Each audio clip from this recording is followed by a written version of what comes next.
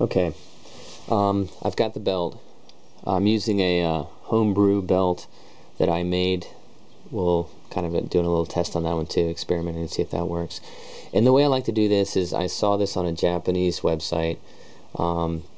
Instead of putting the belt on, then trying to put the triangular piece on top of that, what I like to do is I like to get the belt in the proper orientation on the triangular piece first, because it's kind of tricky because the belt needs to go around the pulley and then to the right of this pulley and to the left of that one.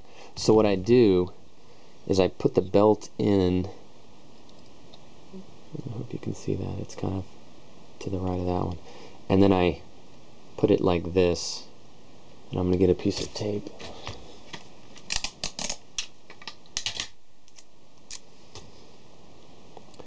Because once you start trying to get the triangular piece on, a lot of times I lose I can't remember exactly where the belt goes. So now with it like that, I'm going to try to get the belt or that triangular piece back on, then put the belt on and see how it goes. So let's see. And this again is always the part, this is I think the most difficult part of the operation here. Well, actually, hey, well, that wasn't too bad. That wasn't too bad at all. Okay, so I'm going to remove the tape.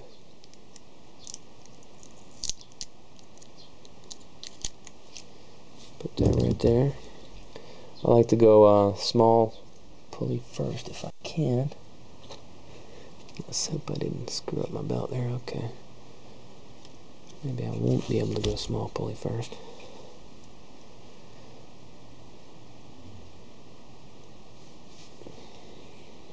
Well, there it is.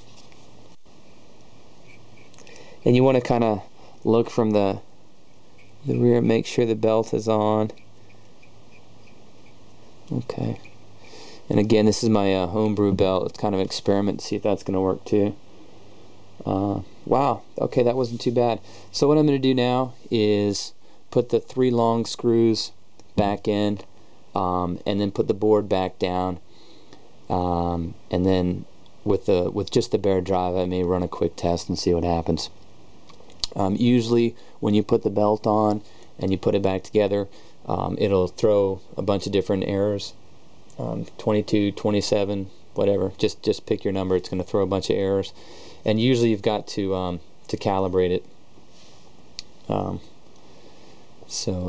Anyway, let me put the screws back on and we'll see what happens.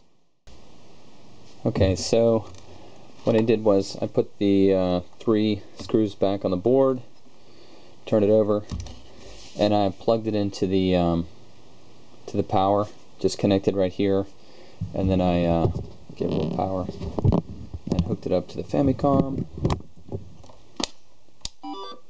Turn it on. It's attempting to load a disk because it thinks it's got a disk. And it gives us an error. Okay, it's asking us to set the disk card. So I'm going to go ahead and put a disk in.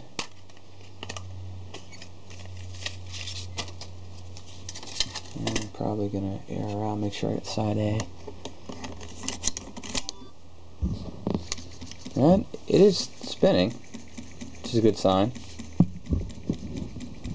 And it'll probably give us an error. Let's see, now loading. Disk trouble error 22.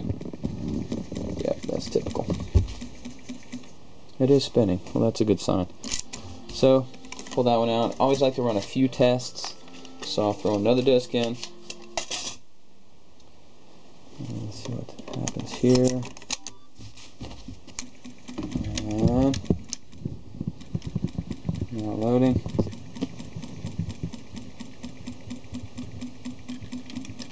Let's see what we get. Error 22. Okay. Well, that's pretty much par for the course. What we need to do now is calibrate. So we'll take this black piece off and then attempt to calibrate this thing. The black art of calibration. So what you do is you just take this part off, calibrate, put this piece back on, and retest and hope for the best. And I've had some that after I calibrate it they work, and others that I have tweaked on for hours and hours, and I just couldn't get it to work. So hopefully we'll get this one to work. So now we want to get the black piece off, and the way we do that is just take off the little screws. There's one tricky little screw here which I use one of the tiny little screwdrivers to kind of lift it off, and I'm going to let it hang there for a second. And then there's two more, one here and one here. And main thing is you don't want them just to, I've had them fly across the room before and they're just nearly impossible to find. So I just kind of undo it like that. And once you calibrate a bunch of times, you get faster and faster each time. Well, that one came off, so I guess I'll move that one too. Okay, so I got two screws, or two of them off. Now with this part, what was the trick here? There was a trick.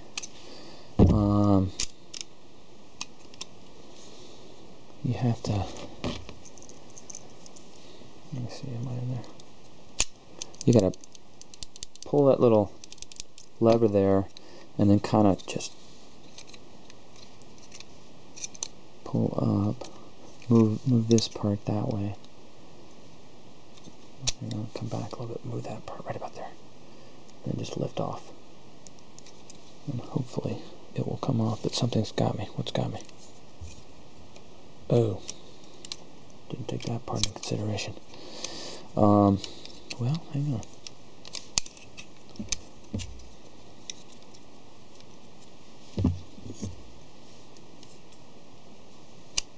Alright, there it is. It's going to come off.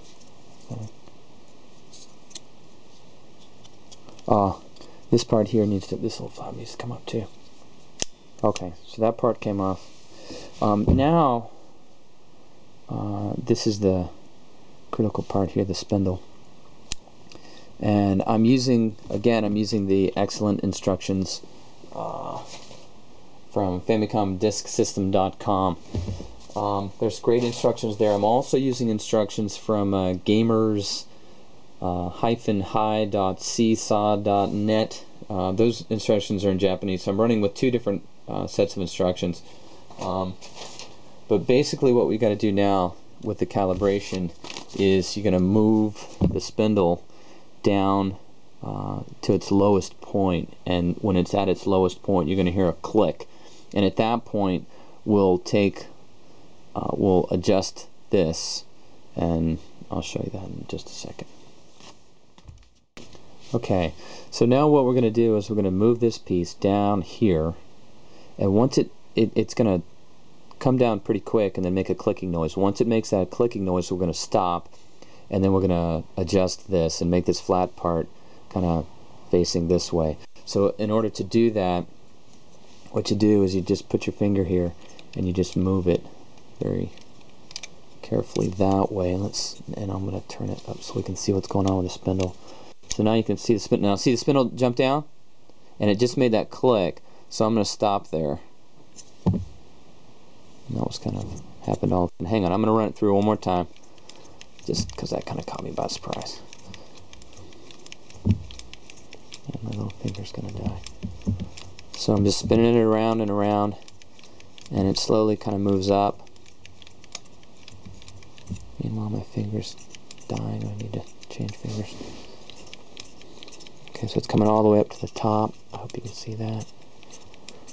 Alright, now it's going to jump down again, hopefully, before my finger dies. Okay, now it's going to start moving down again. When it makes that click, we need to stop. Okay, it clicked. Okay, so I'm stopping. And now what you want to do is, actually this piece right here should be exactly opposite on the other side. So you take a tiny Allen, put it in there, and then turn it around so it's facing that way. And that is